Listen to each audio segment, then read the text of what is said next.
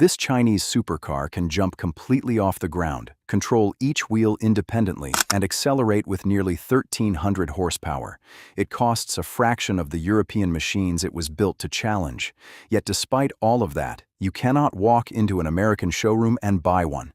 Not because the Yangwang U9 failed a crash test, not because it is too fast for American roads, and not because Washington officially banned this specific car. The real barrier is much bigger. America has built a wall of tariffs, software restrictions, and national security rules around Chinese electric vehicles. And the U9 is standing directly on the other side of it. Because this car is not dangerous for what it can do, it is dangerous for what it proves. And once you understand what BYD built underneath that jumping body, you will understand why the world's most powerful car market may never let it through the door. To understand what the U9 proves, you have to forget the supercar for a moment and look at the company that built it. Because BYD did not arrive at this point through racing heritage, Italian design houses, or a century of prestige. It arrived here through batteries, and that difference is the foundation of everything that follows. Then, how a battery company became an automotive threat. The answer is that BYD not only started life-making cars, but also started making batteries. Not car batteries, the little rechargeable kind, for phones and power tools. That was the whole business. Then in the early 2000s, they bought a small, struggling car maker and basically taught themselves how to build vehicles from the ground up. For years, the world laughed. Their early cars were cheap, forgettable, easy to ignore. Even when Warren Buffett quietly put money in back in 2008, most people filed it under curiosity. A battery guy betting on a battery company. Nothing to see here. Move along. Then something shifted, and this is the part that matters most. BYD never stopped being a battery company that happened to make cars. They controlled the one thing every rival had to buy from somebody else: the battery. So when the entire industry pivoted to electric, BYD wasn't scrambling to catch up. They already owned the hardest, most expensive piece of the whole puzzle. Everyone else was renting that piece. BYD owned the building it sat in. Keep that image in your head because it explains everything that comes next. Yangwang, BYD's bid for global respect. But building affordable electric cars for the masses is one thing. That's not why we're here. Because at some point, BYD looked around and decided it wanted something a cheap badge can never buy: respect. The kind of respect that only exists at the very top of the mountain. So they created Yangwang. Think of it the way Toyota created Lexus, or Honda created Acura, a separate luxury arm, built to prove the parent company could stand in a room everyone assumed was locked to them. Their first swing was an SUV called the U8, a machine so absurd it could spin in place like a tank, and even float on water for a moment if it had to. That was the warm-up act. It was Yangwang clearing its throat, telling the world, "We can do things you didn't think were on the table." And then came the U9, aimed at a target that wasn't subtle at all, straight at the names that define automotive royalty: Ferrari, Porsche, Lamborghini, the entire European aristocracy of speed. Now, plenty of companies have tried exactly this and failed. Because here's the uncomfortable truth. Making a fast car isn't the hard part anymore. Anyone with a big enough checkbook can bolt on power. The hard part is making the world believe you belong there, and that's where the U9 stops being a normal supercar story, because BYD didn't just try to compete on the usual terms. They quietly changed the terms of the fight. A Chinese supercar that looks the part. But before we get to the wild stuff, just look at it. Because the first thing that hits you isn't a statistic, it's presence. Low, wide, planted. With doors that swing up toward the sky and a body BYD styled around a theme they call the time gate, full of sharp tension and motion, even while it's standing dead still. Sit inside, and it doesn't feel like a budget experiment wearing a costume. Carbon fiber where it counts. Screens that curve toward the driver like a cockpit. Materials that, honestly, would not feel out of place in a car costing twice the money. And here's the quiet gut punch. Cover the badge, drop someone into that cabin, and most of them would never guess it came from a company that was building phone batteries 2 decades ago. That gap, between where BYD started and where it's sitting now, is the entire story compressed into one glance. All right, now the numbers, because this is where jaws usually hit the floor. 4 motors and 1,287 horsepower. The U9 doesn't have an engine in the way you're picturing it. It has 4 electric motors, one bolted to each wheel. Together, they produce around 1,287 horsepower. Let that just sit for a second. That's Bugatti territory, coming out of a company most Americans have never once seen in a showroom. 0 to 100 kilometers an hour, that's 0 to 62 miles per hour, happens in about 2.36 seconds. That's not fast for the money. That's fast, full stop. Quicker than a Lamborghini Aventador. Shoulder to shoulder with the most extreme machines Europe has ever screwed together. And electric power hits differently. You need to feel this to get it. A gas supercar has to build up, revs climbing, the engine catching its breath. An electric motor gives you everything the instant your foot moves. No weight, no lag, just a single, violent shove, like the ground yanked out from under you on a roller coaster, except it doesn't stop, it keeps pulling. That's what 1,287 horsepower with no delay feels like. Your body simply isn't built to expect it. But the raw power isn't even the clever part. Here's the clever part. Because each wheel has its own motor, the car can send a different amount of shove to each individual corner, instantly, thousands of times every second. Engineers call it torque vectoring. Forget the phrase. Picture this instead. Imagine 4 sprinters carrying a table between them, and each one can speed up or slow down on their own, in real time, just to keep that table dead level as they round a corner. That is what's happening underneath the U9 in every single turn. In a normal car, the engine dumps its power at the wheels and more or less hopes for the best. Here, the car is making tiny corrections faster than you could ever consciously think them. And that one ability, total control at each separate wheel, is the key that unlocks every strange thing this car does next. The suspension that made a supercar jump. Which brings us straight to the moment the internet lost its collective mind. The suspension. Now, suspension might be the most boring word in the entire car dictionary. Springs. Shock absorbers. The stuff that stops your coffee from leaping out of the cup. Nobody has ever made a highlight reel about suspension. Except BYD did exactly that. They call their system DiSus-X, and instead of dumb passive springs, it uses computer-controlled hydraulics at each corner. Think of them as muscles the car can flex on command. Once you can shove each wheel down with real force, independently, you can suddenly do things cars were simply never supposed to do, like drive on 3 wheels. Blow a tire, and the U9 can lift the wounded corner off the road, balance its weight across the other 3, and keep moving in a controlled, deliberate way instead of spinning into a wall. Read that again. A blown tire at speed is one of the most terrifying things that can happen to a driver. And this car treats it as a problem to be solved, not a catastrophe to survive. Or it can make the entire car hop, every wheel leaving the tarmac at once, because the system can slam all 4 down together and punch the whole body upward. That's the jump you saw at the very start. It looks like a party trick, a gimmick built to farm clicks, and plenty of serious car people dismissed it as exactly that. Right up until you learn why the engineers actually chased it. Because the same muscles that let it dance are the muscles that keep it flat and glued when you're truly pushing. No leaning as you dive into a corner. No nosedive when you stamp the brakes. The body stays level while physics is screaming at it to tip over. The jump earns the views. But that flatness is the real weapon. And it is genuinely, seriously difficult to engineer. So the gimmick, it turns out, is just the loud advertisement for something very serious hiding underneath. And there's a bonus almost nobody mentions. Those same smart hydraulics can soak up a brutal pothole or a broken road that would rattle a normal supercar's teeth loose. A car this hardcore usually punishes you on bad roads. This one can choose not to. And because the computer is adjusting each wheel faster than a blink, the car can change direction and settle so quickly that it feels less like a heavy machine and more like something with reflexes. It doesn't just react to the road, it seems to argue with it and win. The battery advantage. Nobody else can easily copy.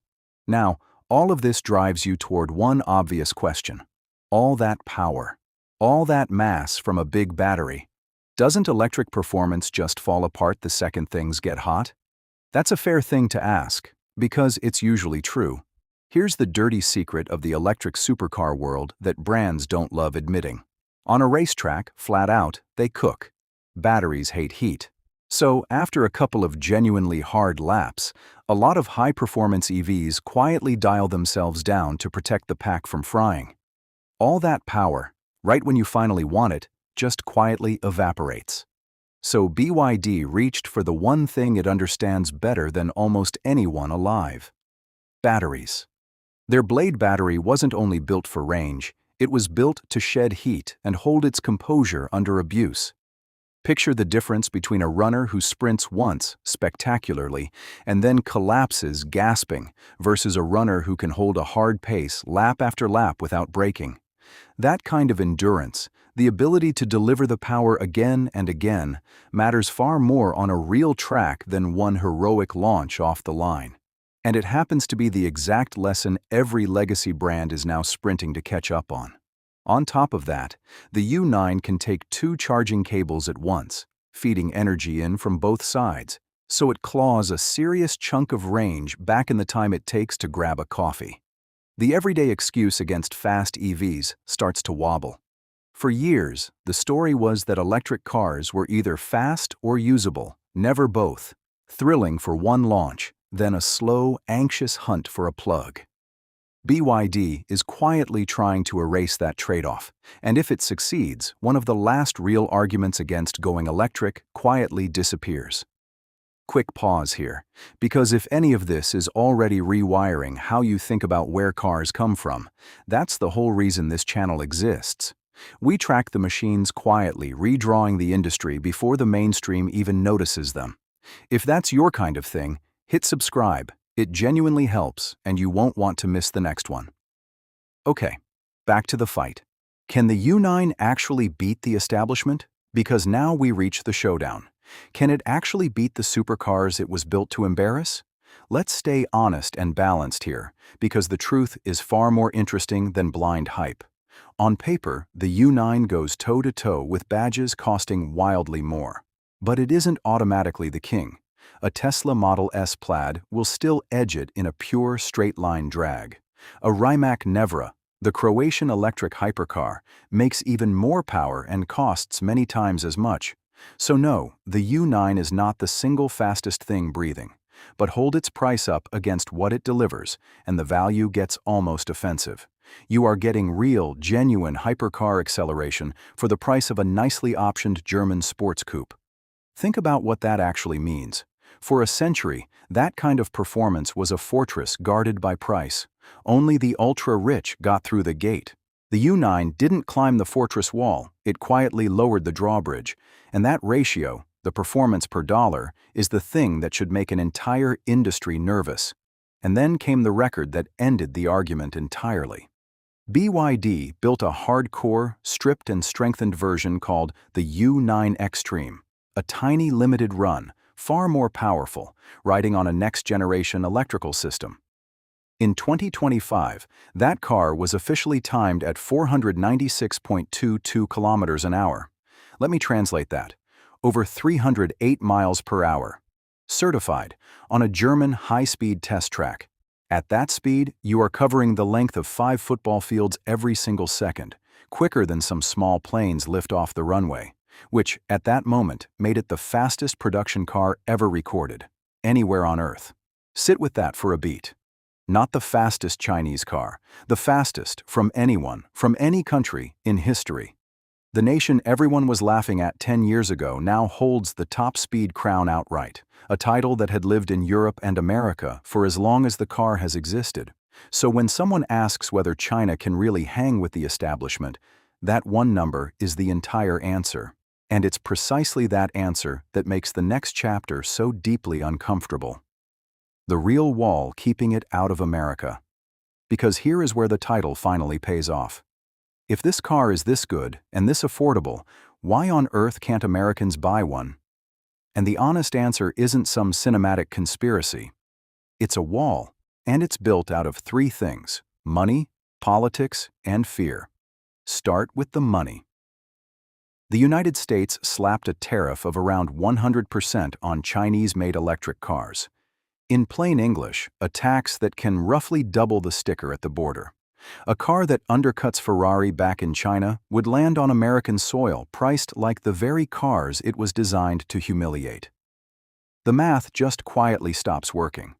Stack on the other duties and fees, and the effective wall climbs even higher.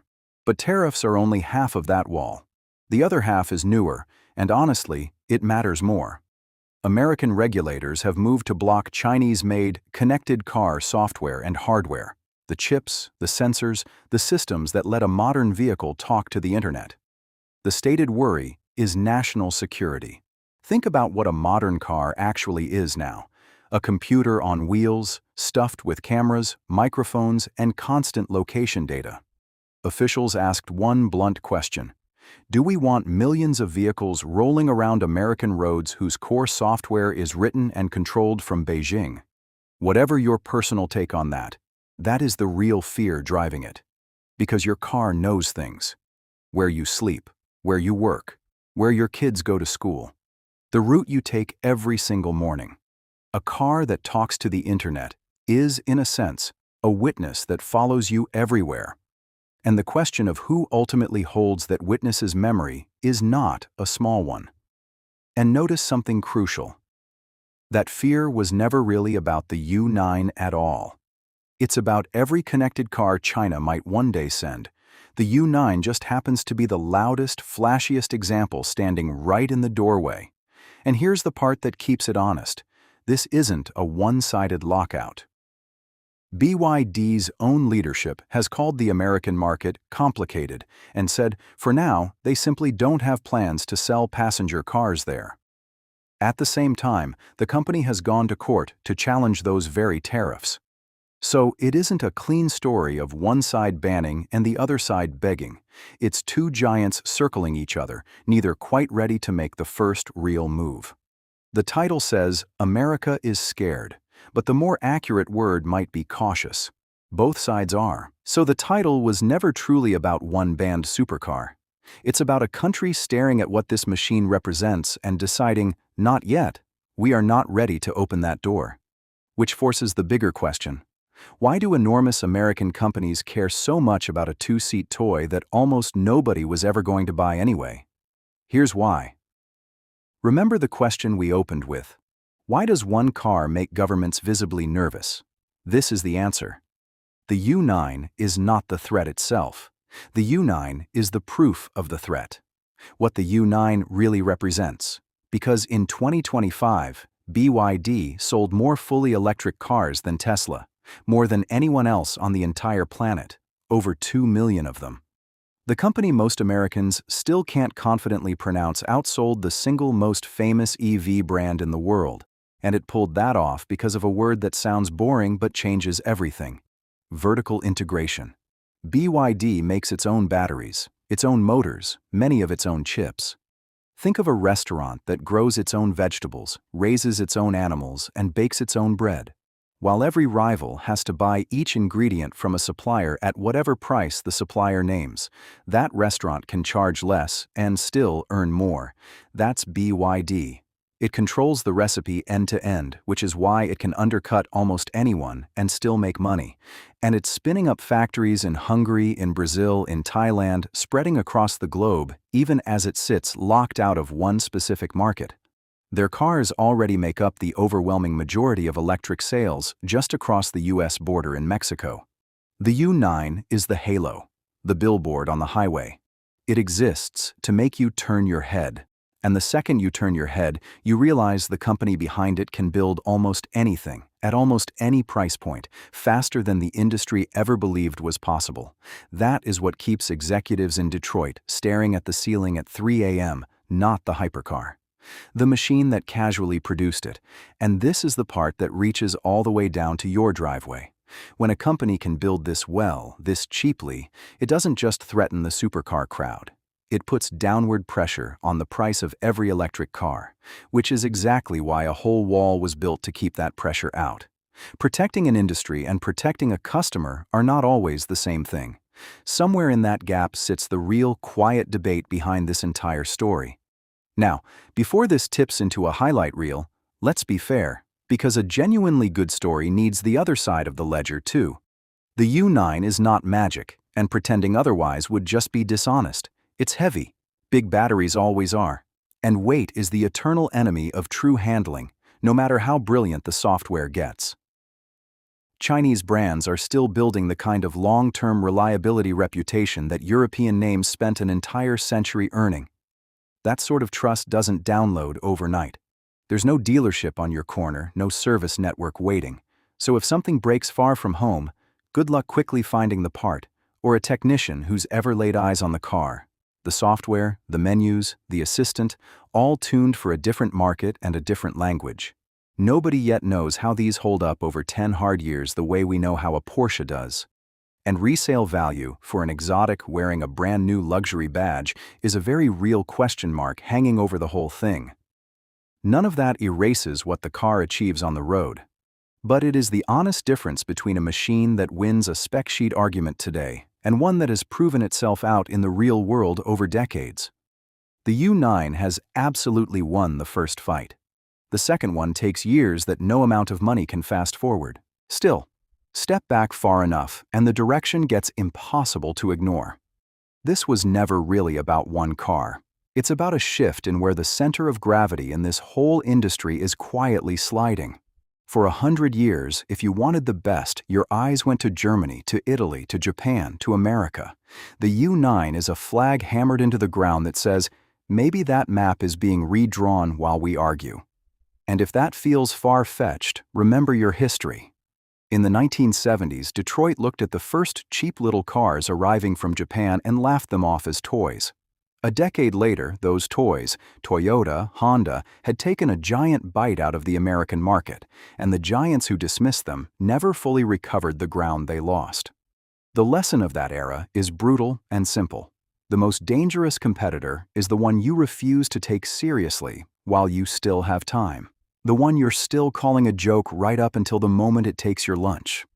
History doesn't repeat exactly, but it does rhyme, and right now the rhyme is getting loud. And whether or not a single one of these ever legally rolls onto a street in Ohio, the technology living inside it is already bleeding into cars that ordinary people around the world can genuinely afford. That's the part that outlasts any tariff, any tweet, any headline. So let's circle all the way back to where we started. The car that can jump, the one America won't let in. And here's the real twist. America isn't actually afraid of one supercar. You can't be afraid of a machine that maybe 30 people on Earth will ever own. What it's uneasy about is what that car stands for. The exact moment the student stopped copying the teacher and started setting records the teacher can't even touch. The U9 is just the messenger standing on the doorstep. And the message it's carrying is simple.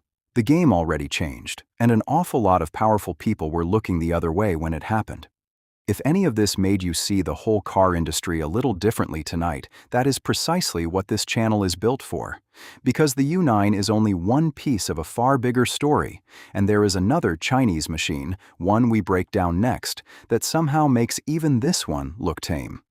So, if you want to understand where all of this is actually heading before the headlines finally catch up, subscribe to Vehicle Insider and watch that one right now. The revolution isn't coming someday. It already parked in the driveway. You just weren't handed the keys yet. But someone, somewhere, already is turning them. And where they drive next is the only question that still matters.